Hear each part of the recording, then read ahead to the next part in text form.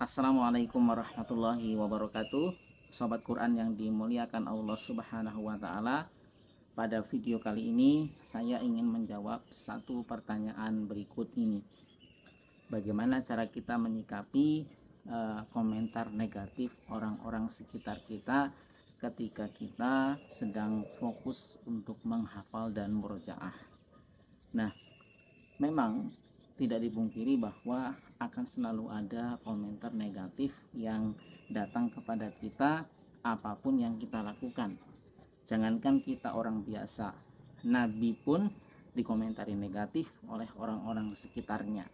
Jadi sikap yang perlu kita tunjukkan kepada mereka adalah dengan membuktikan bahwa kita tetap bisa menghafal dengan baik, menjaga hafalan dengan baik, tapi kita juga tidak melupakan kewajiban kita untuk bekerja misalnya, atau mencari nafkah, mencari uang. Jadi semuanya harus balance.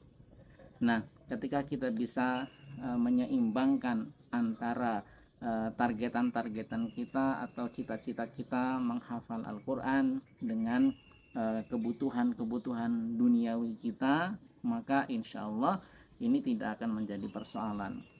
Kalaupun kita sudah melakukan keduanya dengan seimbang dan baik, dan tetap ada hal-hal atau omongan-omongan negatif yang datang kepada kita, itu menjadi tanggung jawab si orang yang negatif kepada kita tersebut gitu. Jadi itu sudah di luar kendali kita. Mungkin memang orangnya suka nyinyir dan sebagainya.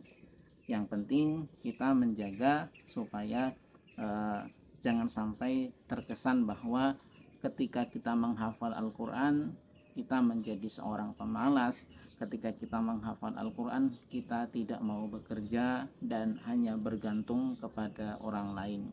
Justru sebaliknya, kita bisa membuktikan bahwa dengan menghafal Al-Quran kita tetap bisa bekerja, tetap bisa mencari uang, dan bahkan kita bisa menghidupi orang-orang terdekat kita.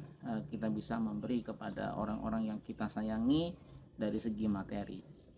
Jadi saya kira seperti itu. Tapi bagaimana Ustadz ketika saya ingin menghafal Al-Quran, ingin fokus melancarkan hafalan, dan saya belum mendapatkan pekerjaan? Apakah saya harus berhenti menghafal Al-Quran dan kemudian fokus mencari pekerjaan? Kalau ini yang terjadi, maka komunikasikan dengan orang-orang terdekat kita. Kalau kita masih lajang, masih muda, mungkin kita bisa mengkonsultasikan kepada orang tua kita, membicarakan dengan baik-baik bagaimana win-win solution, bagaimana supaya kita bisa tetap menghafal Al-Quran, akan tetapi masalah belum punya pekerjaan itu tidak menjadi persoalan di mata orang tua kita. Yang terpenting kalau kita masih belum punya pasangan adalah orang tua kita. Selama orang tua kita tidak menjadikan itu sebuah masalah, ya tidak masalah gitu, lanjut saja. Adapun komentar-komentar negatif dari orang lain, ya kita senyumin aja lah, kan begitu. Tapi kalau misalnya kita sudah punya pasangan, misalnya Anda adalah seorang suami, kemudian Anda ingin menghafal Al-Quran, tapi Anda juga tidak punya pekerjaan, sehingga dengan aktivitas menghafal Al-Quran tersebut Anda tidak bisa bekerja, kemudian istri Anda, keluarga Anda terbengkalai, maka saya tidak menyarankan ini. Kalau ini yang terjadi, maka image seorang penghafal Al-Quran bisa rusak, karena Al-Quran itu tidak boleh dijadikan sebagai alasan kita untuk mengabaikan kewajiban utama kita. Salah satu kewajiban utama seorang kepala keluarga adalah menafkahi keluarganya. Maka kalau ini yang terjadi, sementara waktu Anda hentikan terlebih dahulu proses menghafal Al-Quran dan Anda fokus mencari pekerjaan. Jika nanti pekerjaannya sudah didapat, Anda bisa melanjutkan kembali.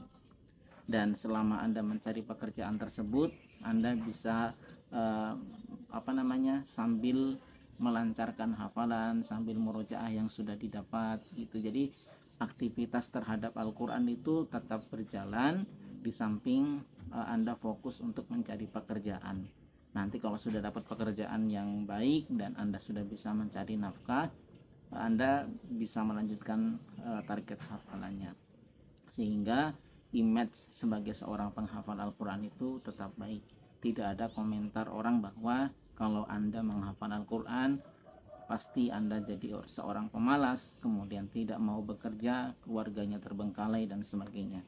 Ini kan bukan image negatif terhadap Anda sendiri, tapi akan digeneralisir oleh orang-orang yang tidak suka bahwa semua penghafal Al-Quran pasti seperti itu. Nah, jadi kita harus pandai-pandai bersikap supaya image orang lain kepada kita tetap baik, dan terutama kepada seluruh penghafal Al-Quran dan kepada Al-Quran itu sendiri. Jangan sampai orang lain berpendapat atau memiliki persepsi bahwa Al-Quran itu membuat orang malas, Al-Quran itu menyusahkan orang, Al-Quran itu membuat seorang kepala keluarga tidak bertanggung jawab terhadap keluarganya, dan seterusnya. Saya kira itu jawaban dari saya. Mudah-mudahan bermanfaat dan semoga yang bertanya diberikan kemudahan oleh Allah Subhanahu wa Ta'ala untuk menyelesaikan masalah-masalahnya. Dan untuk Anda semuanya, jika punya pertanyaan silahkan disampaikan di kolom komentar. Insya Allah kita akan bahas di video selanjutnya. Barakallahu fikum. Assalamualaikum warahmatullahi wabarakatuh.